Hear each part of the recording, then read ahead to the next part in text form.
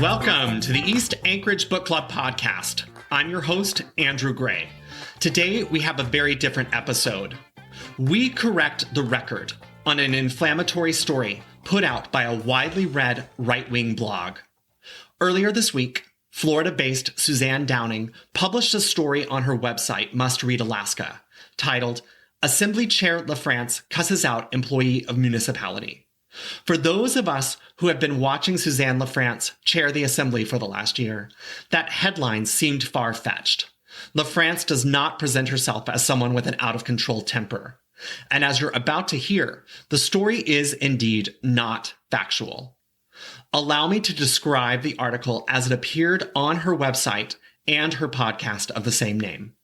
Downing paints a picture of an assembly intent on not offering new police chief Michael Curl the equivalent swearing-in ceremony that they had offered former chief Ken McCoy last year. Downing implies that this alleged slight may be because Chief Curl is white while McCoy is black, and because of this, a separate swearing-in was held at APD headquarters the day after the February 1st assembly meeting. At the APD ceremony, Mayor Dave Bronson apologized to Chief Curl for the assembly's apparent purposeful lapse. Learning of the mayor's words enraged LaFrance so much, according to Downing, that she cussed out the new chief of staff, Alexis Johnson. This, however, is not what happened.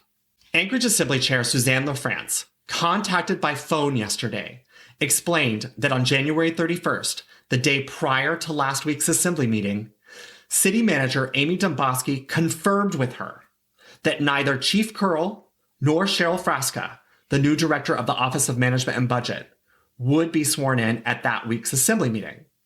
This happened at a leadership meeting where members of the mayoral administration and the assembly leadership sit down to iron out expectations for the next day's assembly meeting. LaFrance was led to believe that Chief Curl wanted a private ceremony on his upcoming birthday, which would have been the day after the assembly meeting.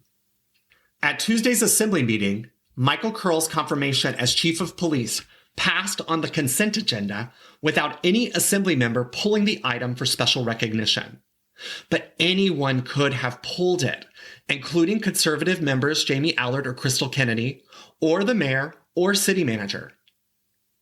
LaFrance pointed out that the administration has her phone number and can call or text her at any time.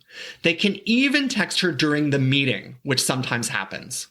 Also, they have microphones at their seats on the dais and could have called a point of information and asked Chief Curl to speak. But none of that happened. The day after that assembly meeting, a swearing-in ceremony was performed for Chief Curl at APD headquarters, but no one from the assembly knew about it because they had not been invited. During that ceremony, the mayor did apologize to Chief Curl for the assembly not having had the decency to hold the swearing-in themselves the night before. Upon learning this, LaFrance wanted to confirm the facts. She sought out the mayor's new chief of staff, Alexis Johnson, in person, because Johnson had stated her intention to be a bridge builder when she recently took that position. LaFrance stated, although she was angry, you have to remember, the mayor had just told the entire police department that she lacked the decency to properly recognize their new chief. LaFrance insists that she remained professional.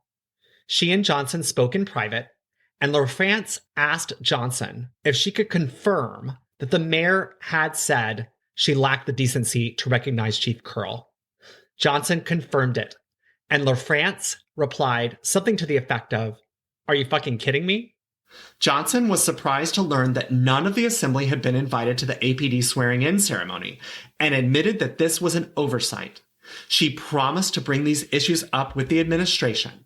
LaFrance and Johnson then rode the elevator together and engaged in a friendly conversation. This is hardly the cussing out described in Downing's headline. Johnson emailed LaFrance later that day. I have a copy of this email, which states there had been a few missteps in communication regarding Chief Curl's confirmation, and the administration's impression, as well as APD's, had been that the incoming chief should have been given the opportunity to speak at the assembly meeting. Johnson apologized for that information not being communicated to the assembly. LaFrance emailed back that there had been multiple opportunities for the administration to communicate with her both before and during the meeting, but thanked Johnson for getting back to her and for her bridge building work. I have a copy of that email as well.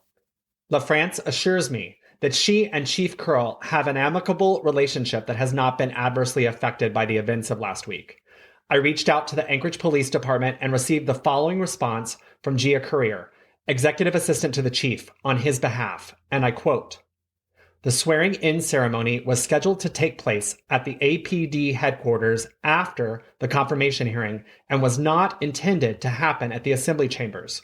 Chief Curl expresses his gratitude for the Assembly's unanimous vote on his confirmation." I contacted Chief of Staff Alexis Johnson for comment, but have not yet heard back. Even though I am not a professional journalist, I did try to get additional sources for this story. Downing made no such attempts to speak with LaFrance before publishing her slanderous description of the Assembly chair. Downing followed the propagandist playbook. Sprinkle a kernel of truth here and there to increase the likelihood that people will believe the lies that follow.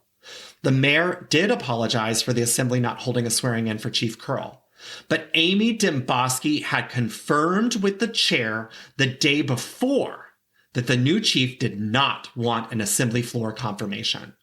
The chair had uttered a curse word, but it had not been directed toward a person, and the person who heard it, the mayor's new chief of staff, took no offense and has maintained a cordial relationship with Chair LaFrance. Combating falsehoods like Downing's need to happen. We cannot allow truth to go undefended, but it is labor intensive.